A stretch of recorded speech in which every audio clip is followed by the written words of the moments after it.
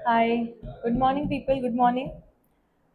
तो जैसे कि देखो अभी रिजल्ट्स तो आ गए हैं। रिजल्ट्स के बाद बहुत सारे बच्चों का नेगेटिव रिजल्ट आया है। बट ऐसा सबको लग रहा है कि मैंने तो बहुत अच्छा लिखा था, बट पता नहीं गलती कहाँ पे हो गई, पता नहीं इंस्टीट्यूट ने मार्क्स कहाँ पे कट किए। तो जैसे कि धीरे धीरे ना सर्टिफाइड कॉपीज अभी आ रही है, we are checking them. So there are few points जो हमने नोट किया है कि बच्चा कहाँ पे गलती कर रहा है या फिर इंस्टीट्यूट कहाँ पे मार्क्स कट कर रहा है। What is the miscommunication that is happening from both of the sides. तो ये कुछ हमने एक लिस्ट बनाया है कॉमन पॉइंट्स का। If you have ordered your certified copy and you have received the copy, then आप आपका सर्टिफाइड एंड आपका सजेस्टेड दोनों सामने लेके बैठो एंड फिर ये लेक्चर देखो and then let me know कि आपके कौन सी चीज़ें यहाँ पे आपको क्लिक हो रही है। क्योंकि देखो अगर फेलियर आ रहा है, इसका मतलब there is a chance of improvement. Okay, ऐसा नहीं सोचना है कि भाई इंस्टीट्यूट है ऐसा क्यों कर रहा है। What eventually we have to do, हमें Jan 26 we have to write that exam. And ये एग्ज़ाम जो है वो आईसीआई ही क्रिएट कंडक्ट करने वाला है। ओके, हम नाराज़ हो जाएंगे, हम कुछ बोलेंगे आईसीआई को। दैट्स वाई कुछ ऐसे चेंज नहीं होने वाला है कि आईसीआई उसका दुकान बंद कर देगा और कोई और आके हमारा एग्ज़ाम लेगा। This is not going to happen. What we want to be a CA. CA कौन बना था इंडिया में? आईसीआई बना था। तो आईसीआई के पास वो अथॉरिटी है, एग्जाम्स वो लेने वाले हैं, हमें उनका एग्जाम लिखना है। So what we have to do, हमें यही मान के चलना है कि गलती हुई होगी, हमारे साइड से हुई होगी and we will improve on it. ठीक है, let's quickly open your certified copies. Okay, suggested है आपके पास, दोनों को साइड में रखो एंड फिर ये वीडियो देखना है। मोस्ट कॉमन मिस्टेक्स, पहला एक पॉइंट बताती हूँ। जब हमें पेपर मिलता है, वहाँ पे करेक्ट क्वेश्चन नंबर के सामने हमें आंसर लिखना है। आप बोलोगे ये बहुत ही पिद्दू सा पॉइंट है मैम, ये क्या बात कर रहे हो आप? क्वेश्चन नंबर मतलब क्वेश्चन हम लोग तो करेक्ट ही लिखेंगे ना। अगर क्वेश्चन 1A का आंसर लिखना है तो हम उसके ही सामने लिख रहे हैं। बच्चों देखो क्या होता है ना, वो 3 घंटे का जो प्रेशर होता है, that is on ultimate level. वो जो प्रेशर है ना, प्रेशर में I have seen one such copy yesterday only, जहाँ पे क्वेश्चन 3A का आंसर लिखना था बच्चे को। बच्चे ने आंसर इतना परफेक्ट लिखा, इतना क्लियर कट लिखा, कंसाइज लिखा, बट वो टाइटल लिख दिया क्वेश्चन 2A। अभी ये देखो, ये बहुत बड़ा ब्लंडर है, ये बहुत मतलब सिली मिस्टेक लग सकती है, but this cost him 6 marks. बहुत बड़ा डिफरेंस हो जाता है ना। तो अभी हम क्या करेंगे, ये पॉइंट्स देखेंगे। हमें ऐसे देखना है कि भाई these are the possibilities that can happen in those 3 hours. जो प्रेशर होता है ना, इट्स नॉट लाइक कि आप वो जानबूझ के कर रहे हो। You have invested your 6 months of time, effort, money, everything, right? आपका 6 मंथ्स का जो एफर्ट्स है वो दिखने वाला है एग्जामिनर को? नहीं। उसको क्या दिखने वाला है? 3 आवर्स में जो आपने पेपर लिखा है उतना ही। करेक्ट?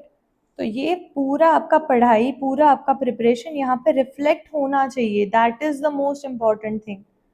आपने कितने घंटे पढ़ाई किया था, आपने खाना खाया था नहीं खाया था, आप सोए थे नहीं सोए थे, that is not going to be ICS problem. They are not going to give you extra marks for it. आप कितना प्रेशर में थे, आपको कितना एंग्जाइटी हो रहा था, no, there are no extra points for anxiety. ठीक है, पॉइंट्स किसके हैं, मार्क्स किसके हैं? आईसीएस सिंपली बताता है, देखो ये मेरा पेपर है और उसका तुम्हें आंसर लिखना है। मेरे पेपर में जो पूछा उसका तुम आंसर लिखो। वो आंसर करेक्ट होना। आपको पास कर दूंगा। Simple simple. अगर मैंने लिखा क्वेश्चन 3B, तो यहाँ पे मैंने लिखा, आईसीआई ने लिखा क्वेश्चन 3B, तो तुम आंसर लिखना क्वेश्चन 3B का। Simple simple. याद में रखना ये पॉइंट्स, क्योंकि वो जो 3 घंटे होते हैं ना, अभी बहुत सिंपल लगेगा, अभी आप ये मिस्टेक नहीं करने वाले। When you will be doing that mistake, वो 3 घंटे में वहाँ पे केयरफुल रहना है। जहाँ जहाँ पे खड्डा है अच्छे से चलना है, स्किप करना है उसको। Second is question number placement.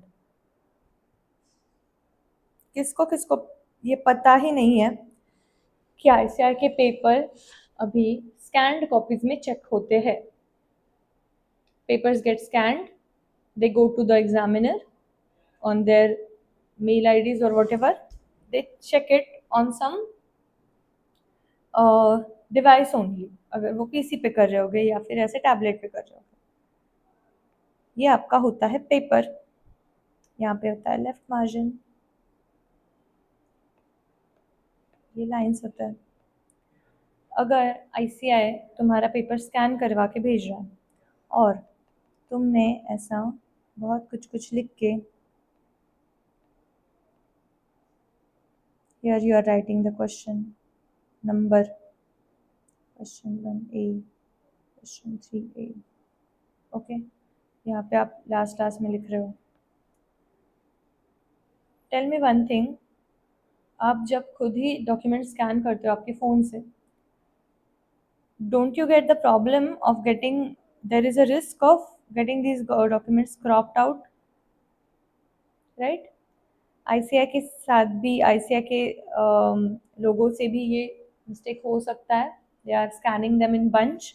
तो ये एक नया चीज़ हमें याद रखना है, we are not writing the question number on left margin, always we will be writing the question number in the center, in the middle, prominently readable format में। क्वेश्चन पेज ओपन किया इमीडिएटली, बहुत बड़े handwriting में, बहुत clear cut मुझे समझ में आना चाहिए, दिस इज क्वेश्चन 3A। किसी का हैंडराइटिंग थोड़ा टेढ़ा मेढ़ा होगा तो it will look as question C, ठीक है? तो कुछ भी ऐसा हैंडराइटिंग का जो इशू है वो यहाँ पे नहीं आना चाहिए। Question 3A, question 3B, question 3C, it will look, it should be looking very very very clear, okay? Paper खोला, मिडल ऑफ द पेज में सेंटर में हमें लिखना है क्वेश्चन का number, and that to correct, okay? अभी avoid writing on the right most edge. One such copy I checked few days ago. बच्चे ने, क्योंकि उसको जगह नहीं था, आंसर के जो एडजस्टमेंट के पॉइंट्स होता है ना, जीएसटी पेबल ऑन,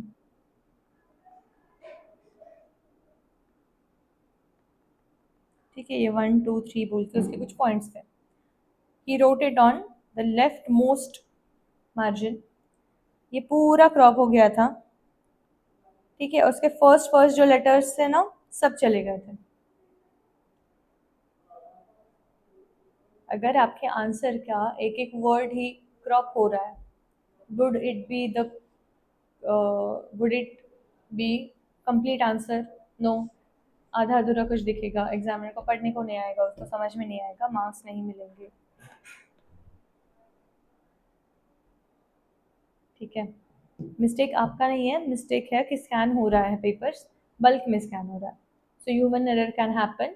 तो हमें क्या करना है, आपको क्या करना है, आपके एंड से what we will do, edge पे लिखना नहीं है, ये जो राइट मार्जिन है हमें इमेजिनरी ऐसा बोलना है कि यहाँ पे तो मैं कभी जाऊँगा ही नहीं।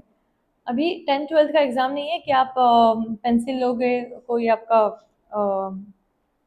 स्केल से प्रॉपर हर पेज पे तुम करते जा रहे हो, मतलब राइट मोस्ट तुम मार्जिन बनाते जा रहे हो। इतना टाइम बिल्कुल नहीं है हमारे पास, we don't have to waste that much time. Imaginary ऐसा सोचना है कि इतने एक 1 इंच 2 इंच ऐसा थोड़ा सा मार्जिन रख के हमें थोड़ा सा लेफ्ट साइड पे लिखना है, ये वाला यूज नहीं करना है, बिल्कुल बिल्कुल ऐसे समझना है कि हमारे पेपर का पार्ट नहीं है।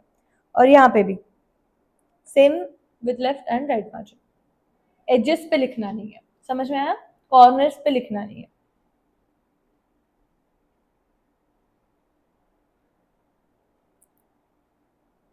New page for every new question. ICI का स्टेशनरी हमें कितना यूज करने के लिए अलाउड होता है फ्री में? कितना सप्लीमेंट ले सकते हो? लिमिट है ना उस पे? लिमिट है? लिमिट तो बिल्कुल नहीं है। आईसीआई की तुम कितनी भी स्टेशनरी यूज कर लो, लिमिट नहीं है। तुम सप्लीमेंट 1 लगाओ, 2 लगाओ, 5 लगाओ, 10 लगाओ, देर इज नो लिमिट। तो यहाँ पे चिंदी जैसा नहीं करना है। What we will do, question 1 नए पेज पे, क्वेश्चन 2A नया, क्वेश्चन 2B नया। यहाँ पे अगर कोई स्पेस रह रहा है, लेट इट बी वेस्ट, कर लो, नो प्रॉब्लम। एक्स्ट्रा पैसे चार्ज नहीं करने वाला इसे, ठीक है? सपोज इतना ही लिखा था और इतना सारा पेज, 1/3 ऑलमोस्ट 50% पेज वेस्ट हो रहा है, होने दो, नो इश्यूज। अगर तुम इमीडिएटली इसके बाद में यहाँ पे क्वेश्चन 2C स्टार्ट करते हो, देर इज अ चांस कि आपका ना प्रेजेंटेशन बहुत बिगड़ जाता है। ओके, एग्जामिनर को अच्छे से वो पढ़ने को नहीं आता, ही will be getting a scan copy, उसको जूम कर करके पढ़ना है। तो हमारा हमेशा मोटो क्या रहेगा, एग्जामिनर का लाइफ को इजी बनाओ और इजीली मार्क्स एक्वायर करो। Happy examiner, happy life. Okay, अभी numbering format, this is one more thing जो स्टूडेंट्स थोड़ा ध्यान नहीं देते हैं। व्हाट हैपन्स, अगर मैं हूँ आईसीआई, मैंने मेरे पेपर में लिखा है क्वेश्चन 2A में पार्ट 1, 2 और 3 इनका आंसर्स लिखो। तुम तुम्हारे आंसर शीट में क्वेश्चन 2A ABC लिख के आए, या फिर क्वेश्चन 2A 1 2 3 लिख के आए, या फिर question 2A Roman 1 Roman 2 Roman 3 लिख के आए। लॉ के स्टूडेंट्स हो आप बताओ मुझे, is there a difference between this this this and this? आप बोलेंगे 1 2 3 तो था मैम, ऐसे ही तो कर दिया। नो, क्रिएटिविटी आईसीआई के पेपर में चलता है नहीं। आईसीआई के पेपर में क्रिएटिव नहीं बनना। जो 2A और स्मॉल वाला रोमन में आए बोला है तो उतना ही लिखना है। अगर 2AA बोला था, 2AA लिखना है। 2A1 लिखा था, 2A1 लिखेंगे। अगर 2A कैप बड़ा वाला रोमन में लिखा था, वही लिखेंगे। Got it? नो क्रिएटिविटी, जो दिया है ना आपको वही लिख के आना, बस बस, खत्म, नो डिस्कशन।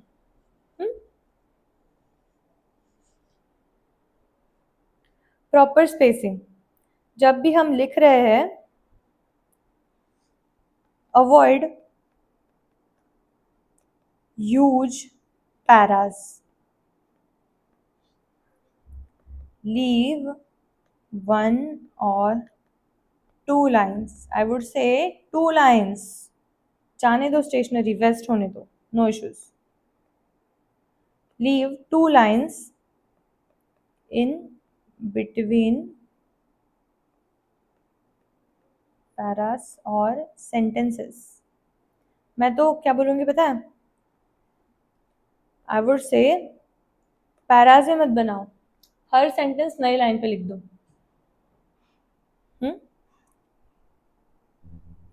ये आपका पेज है,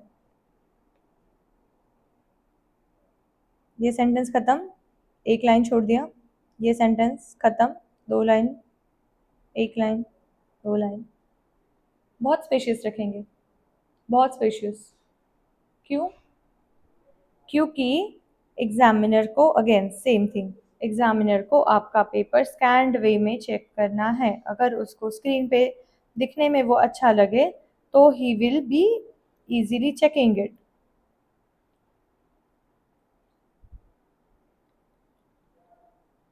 ये एक स्कैन कॉपी है मॉक का। और let me know if you are able to read this paper अच्छे से। बहुत आप एग्जामिनर हो, बताओ। As per provisions of GST act, एक लाइन छोड़ दिया, composition levy is opted by the firm और रजिस्टर्ड पर्सन।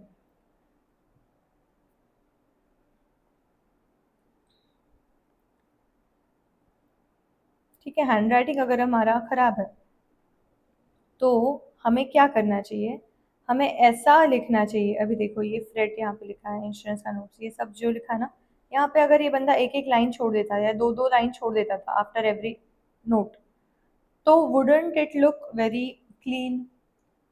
मुझे जूम करने का ज़रूरत भी नहीं पड़ेगा and I would be very happy checking this paper. अगर मेरा मूड हैप्पी है तो मैं ज़्यादा मार्क्स कट करने का सोचूंगी नहीं। करेक्ट। तो proper spacing is important. Then ये बहुत बहुत बहुत बड़ा इशू है, इस पे हम लास्ट में आएंगे, फाइनल आस्क। ये पहले देखते हैं क्रॉस चेक क्वेश्चन नंबर्स। जब जो हमने फर्स्ट पॉइंट देखा था ना, करेक्ट क्वेश्चन नंबर, ये वही वाला है। अगेन एम्फसाइजिंग ऑन दिस, एक बार तुम्हारा पेपर हो गया, लास्ट के 5 मिनट 10 मिनट तुम चेक कर लो कि भाई मैंने क्वेश्चन 1 का आंसर ही क्वेश्चन 1 बोल के लिखा है ना, क्वेश्चन 2A का आंसर ही क्वेश्चन 2A बोल के लिखा है ना। एक बार ओवरव्यू कर लो आपका क्वेश्चन पेपर और आपका आंसर शीट, दोनों के क्वेश्चन नंबर्स मैच हो रहे हैं ना। ओके, ये लास्ट के 5 मिनट निकाल लो, लास्ट के 2 मिनट निकाल लो, बट ये ना आपका, it will ensure that you don't lose those 6 marks like that student I told you about. Okay, ये पॉइंट हो गया। अभी this one is an important point, structured flow. ICI का आपने कभी भी पेपर देखा है, थियोरी सब्जेक्ट कोई भी उठा लो या फिर टैक्सेस ले लो, वहां पे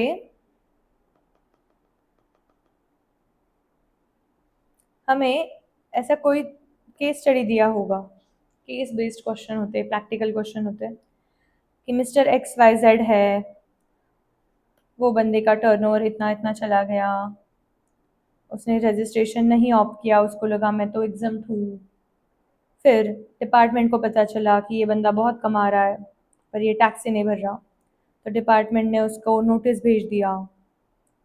फिर बताओ डिपार्टमेंट ने जो डिमांड निकाला है कि तुम इतना इतना पे करो, इज इट करेक्ट और is it incorrect, is it valid और इज इट नॉट वैलिड, बोलते हैं ना ऐसे क्वेश्चंस होते हैं ना, वैलिड और इनवैलिड।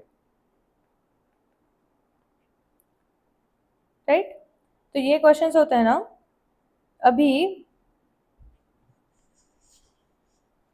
अगर आपने आईसीआई के आंसर्स देखे होंगे, आईसीआई के जो स्टडी मटेरियल से आप पढ़ रहे होंगे, तो आईसीआई का आंसर हमेशा एक स्ट्रक्चर्ड फ्लो में चलता है in case of case studies. Structure क्या होता है आईसीआई का, पहले वो लिखेंगे प्रोविजन, प्रोविजन लिखते टाइम भी they have their own style. Okay, style क्या है उनका,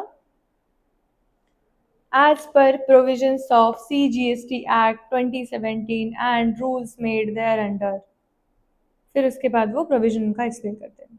ठीक है, वो ऐसा सेम चीज़ you can follow in law audit. ठीक है, DT as per provisions of CGST act 2017 and rules made thereunder, और फिर ये प्रोविजन लिख देंगे कि सेक्शन 7 बोलता है ऐसे करो, सेक्शन 8 बोलता है ऐसे करो। सेक्शन का नाम नहीं याद आ रहा तो सेक्शन नंबर नहीं याद आ रहा, कोट नहीं करना, सिर्फ बोलना है प्रोविजंस ऑफ द एक्ट। ठीक है, एक्ट के नाम याद रख लो, उतना हो जाएगा। जो मतलब एक दो जो अभी हम इनकम टैक्स एक्ट पढ़ रहे हैं ना, उसका ईयर याद रख लो, हो जाएगा। ठीक है, जीएसटी का भी हो जाएगा, सबका ईयर सेम ही है। तो फिर वो प्रोविजन लिख देते हैं। This is their first part of the answer. Then वो क्या करते हैं, नेक्स्ट पैरा में कोरिलेट करते हैं the provisions with the case, कि ये प्रोविजन इस केस में कैसे अप्लाई हो रही है। ओके उसके बाद लास्ट में दे राइट द कंक्लूजन।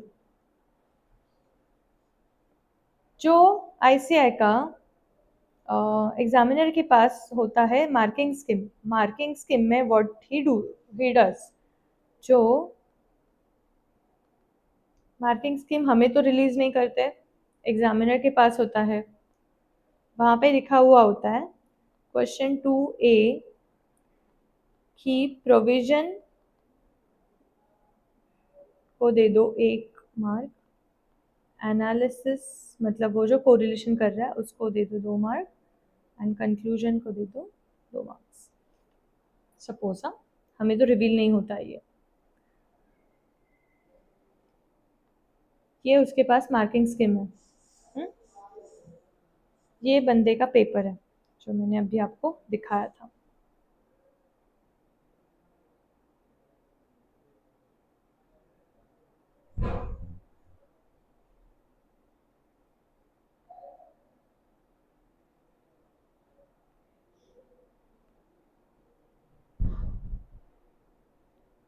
ठीक है, अभी इसने कैसे लिखा है,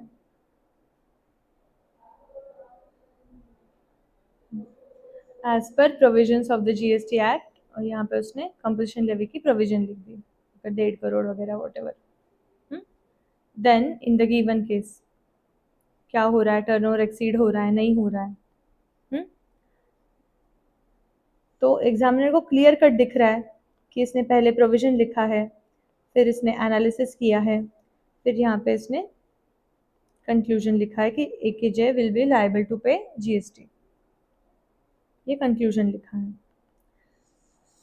जब मैं ये क्वेश्चन आंसर को देख रही हूँ immediately I am able to identify इसके पार्ट्स क्या है, और फिर प्रोविजन पढ़ के प्रोविजन का मार्क दे दूंगी, एनालिसिस पढ़ के एनालिसिस का दे दूंगी, कंक्लूजन पढ़ के कंक्लूजन का दे दूंगी। ये मेरा काम इजी कर रहा है बंदा, बिकॉज वो स्ट्रक्चर्ड फ्लो फॉलो कर रहा है। हम क्या करते हैं, हम जैसे जो चीज़ याद आ जाए, कंपोजिशन स्कीम, तो जो पहले तो कोई कोई बंदों को याद आदत होता है फैक्ट ऑफ द केस लिख देते हैं। भाई ये नहीं लिखना है, इसके कुछ मार्क्स नहीं है, नो मार्क्स फॉर दिस। आपको क्या लगा आईसीआई ने जो लिखा है वो छाप के आओगे और वो मार्क्स देंगे? Never never never waste your time on this. Fact of the case, fact of the case नहीं लिखना है। हमारे स्टार्टिंग हो रहा है, जैसे हम कोई क्लाइंट को एक्सप्लेन करते हैं ना, वो आके हमें सिचुएशन बताता है, हम बोलते हैं अच्छा सर आपका ऐसा पॉइंट है, ठीक है, तो ये ना इनकम टैक्स एक्ट में प्रोविजन है कि ऐसा ऐसा ऐसा होना है, अभी ओल्ड रेजिम है, न्यू रेजिम है, न्यू में इतना बेनिफिट है, ओल्ड में इतना बेनिफिट है। फिर सर आपके केस में, इन द गिवन केस आपके केस में क्या हो रहा है, आपको ओल्ड रेजिम में अच्छा हो रहा है, वहीं पे आपका कम टैक्स आ रहा है, तो कंक्लूजन देते हैं, तो आप क्या कर लो, ओल्ड रेजिम सिलेक्ट कर लो। सेम वे में हमें एग्जामिनर को भी एक्सप्लेन करना है। अभी ये बंदे ने जो लिखा है ना, as per provisions of the act, फिर लाइन छोड़ के फिर ये पैरा बना के, this is also good way of writing the answer, but हम एक और एज उसको ऊपर लेके जाएंगे हमारे राइटिंग को। व्हाट वी विल डू, हमारा पेपर सबसे अलग दिखे और सबसे अच्छे मार्क्स मिले, व्हाट वी विल डू, जो उसने पैराज में लिख दिया कि फर्स्ट पैरा में प्रोविजन लिख दी, सेकंड में एनालिसिस लिख दिया, देन कंक्लूजन लिख दिया, हम ये सब पैराज को टाइटल दे देंगे, प्रोविजन अंडरलाइन, एक लाइन छोड़ दो, फिर प्रोविजन, एनालिसिस अंडरलाइन, एनालिसिस लिख दो, एक लाइन छोड़ के एनालिसिस लिख दो, कंक्लूजन अंडरलाइन, एक लाइन छोड़ के एनालिसिस लिख दो। व्हाट दिस विल डू, एक तो out of the bunch of papers he is checking,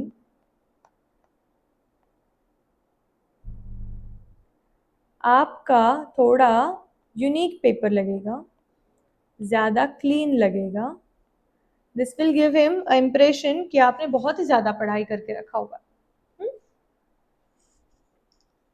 also अगर उसके पास लिखा हुआ था प्रोविजन का 1 मार्क, एनालिसिस का 2, कंक्लूजन का 2।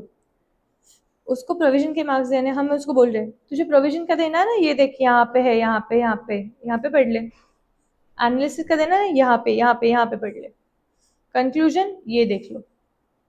ओके अगर मैं एज ए ह्यूमन बीइंग, थोड़ा साइकोलॉजिकल बायस भी क्रिएट हो जाता है। मैं पेपर चेक कर रही हूँ, मुझे पहले से पेपर ऐसा क्लीन एंड क्लियर क्रिस्प दिख रहा है, जहाँ पे वो बंदा स्पेसिंग अच्छे से प्रोवाइड कर रहा है, each question, new question on new paper है, न्यू पेज है, एंड ऐसे प्रोविजन एनालिसिस कंक्लूजन बोल के लिख रहा है। मेरे दिमाग में एक कंसेप्ट आ जाएगा कि भाई इसने ना, इसका पढ़ाई बहुत स्ट्रांग है, स्टडी में ये बंदा स्ट्रांग है, मेरे को एंड में जा जाके ये पेपर पूरा जूम कर करके पूरा पढ़ पढ़ के चेक करने का मन नहीं करेगा। मैं क्या कर लूंगी, कंक्लूजन देख लूंगी, अरे कंक्लूजन करेक्ट है, प्रोविजन तो फिर उसका सही होगा, बिना पढ़े मैं मार्क्स दे दूंगी।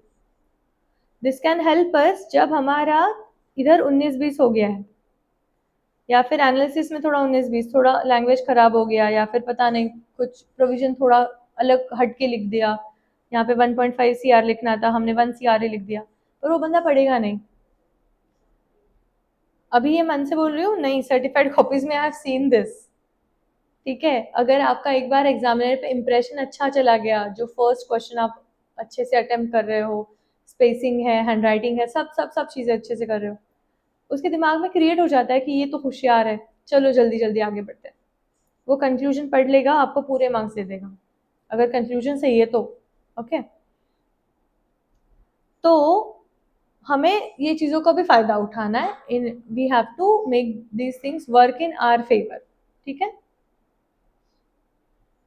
ये हो गया हमारा structured flow, provision, analysis, conclusion, ऐसा बोल के आंसर्स लिखने हैं। अभी आता है the very very very common mistake, silly mistake people are making these days. Certified में कर रहे हैं, मॉक में कर रहे हैं, हर जगह पे कर रहे हैं, राइट? क्या है ये mistake? Final ask of the question हम अंडरस्टैंड नहीं कर पा रहे या फिर पढ़ नहीं रहे। फाइनल आस्क क्या होता है? क्वेश्चन को रीड करो and give whatever the question has asked। पढ़ने में ये बहुत इजी पॉइंट लगेगा, but there haven't been a single paper, mock या फिर सर्टिफाइड कॉपी, कि जहाँ पे ये मिस्टेक ना हुई हो। देयर वाज अ पर्सन जिसको एग्जामिशन का एक्सपेक्टेशन था around 65 marks, he was saying he got 32.5। जब सर्टिफाइड हमने चेक किया, उसके जस्ट ये क्वेश्चन रीडिंग के प्रॉब्लम की वजह से मार्क्स 32.5 आ गए, even though he was expecting 65। अगर ये क्वेश्चन रीडिंग का इशू नहीं होता था, he could have score 60+। That also उसके सामने भी एडेड कि तुम्हारी ये मिस्टेक नहीं होती थी, ये मार्क, ये मिस्टेक का ये मार्क, ये मिस्टेक का ये, it his score was 60+। He was right when he said कि मैम मैं तो एग्जामिशन का एक्सपेक्ट कर रहा था, एक्सपेक्टेशन सही था, गलती क्या हो गई? Silly mistakes. जैसे कि कॉस्टिंग में, सी एंटर में रीऑर्डर लेवल क्वेश्चन में दिया था 8000, they had, and there were multiple other things also, they had asked you to calculate minimum order level। ठीक है, बंदे ने फॉर्मूला करेक्ट लिख दिया, रीऑर्डर लेवल का अमाउंट लेते समय क्वेश्चन में जो दिया हुआ है, प्रिंट हुआ है आईसीआई के पेपर में 8000, उसने ले लिया 8700, पूरा क्वेश्चन सही सॉल्व कर दिया विद द इनकरेक्ट अमाउंट। गलती आईसीआई की है ना, आईसीआई की है, उनको समझना चाहिए था। बंदा सॉल्व तो करेक्ट कर रहा है ना, तुम कुछ भी पूछ लो, हम कुछ भी लिख के आएंगे, पर हमने तो करेक्ट लिखा है ना। आंसर आईसीआई के क्वेश्चन पेपर का लिखना है, okay, there is no doubt about it. ICAI ने जो पूछा है वो लिखना है।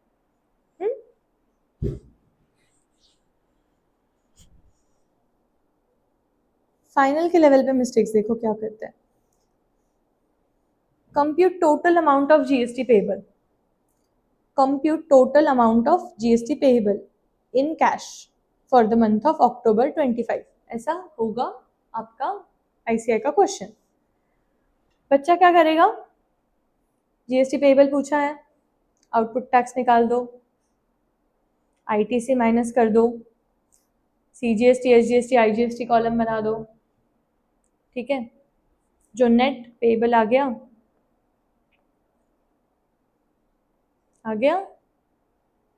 आंसर खत्म। मैंने पूरा सॉल्व करके आया, एग्जाम्शन आना चाहिए मुझे, एकदम इजी पेपर था। नहीं, आंसर खत्म नहीं है, बिल्कुल भी नहीं है, बिल्कुल भी आंसर खत्म नहीं है। What did they ask, total amount of GST payable in cash, in cash बोला है, आरसीएम का एडजस्टमेंट भूल गए, आरसीएम का एडजस्टमेंट कर लिया, फिर ये कॉलम्स को आगे बढ़ा दिया, ओके।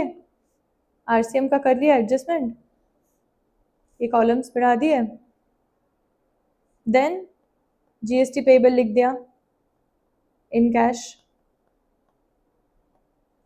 यहाँ पे भी आंसर खत्म नहीं है, यहाँ पे भी खत्म नहीं है। क्यों, ये टोटल वर्ड का कहाँ पे इम्पैक्ट आएगा, total total total total GST payable they have asked, total, total मतलब क्या, ये तीनों को टोटल ले लो यार। तुम्हें सिर्फ ये कैलसी पे सम करके यहाँ पे लिखना था, and because you haven't done that you have lost around 2 marks. Why, because जो फाइनल कंफ्यूजन होता है, फाइनल आस्क होता है, final ask has more, it carries more marks. 1.5 और 2, इसका 0.5 नहीं होगा, जो स्टेप्स हो गए आपके, स्टेप्स के हो गए, steps will be 0.5 0.5 0.5 something like that. जो फाइनल आस्क होगा वो ऑलवेज 1.5 और 2 और 1, it will carry more weightage than the steps. तो क्वेश्चन अच्छे से पढ़ना है, इंटरप्रीट करना है, और जो क्वेश्चन ने पूछा है फाइनल आस्क उनका क्या था, उनका आस्क क्या था, उनको चाहिए क्या था, उनको total GST payable in cash ये अमाउंट चाहिए था। What did you give, only GST payable in cash, ये सेग्रीगेटेड दिया। क्लाइंट को ऐसे बताते हो आप कि सीजीएसटी आपका 500 रुपये आ रहा है, एसजीएसटी 500 आ रहा है, आईजीएसटी 2000 आ रहा है, तो ऐसा पेमेंट कर दो। वो क्या बोलेगा, टोटल बता भाई, जीएसटी कितना पे करना है वो बता। तो आईसीआई भी वही पूछ रहा है ना, what are they like, what is it, मतलब कंफ्यूजिंग क्या है यहाँ पे, व्हाट इज सो कंफ्यूजिंग, लिख के बता रहे हैं वो, और क्या चाहिए।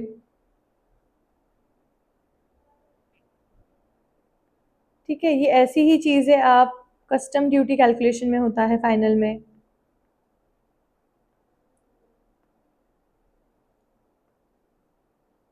ड्यूटी पेएबल बताया हुआ रहता है, वैल्यू का अमाउंट ऐड करके आप आंसर लिख के आते हो।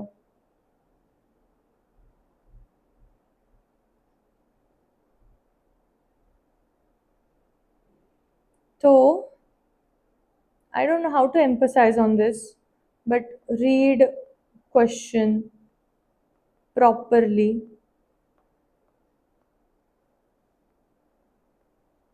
Read questions maybe twice. 2 बार पढ़ लो, वहाँ पे अंडरलाइन कर लो, अगर कोई भी आपको लग रहा है, जैसे यहाँ पे देखो ये टोटल बोल के ये वर्ड का बहुत इंपॉर्टेंस था, राइट, तो यहाँ पे अंडरलाइन कर लो, इन कैश का इंपॉर्टेंस था, यहाँ पे अंडरलाइन कर लो। You will get to know जब आप सॉल्व कर रहे हो, आपको अरे हाँ इसका इम्पैक्ट देना रह गया है, मैं दे देता हूँ अभी। So please please please read questions carefully,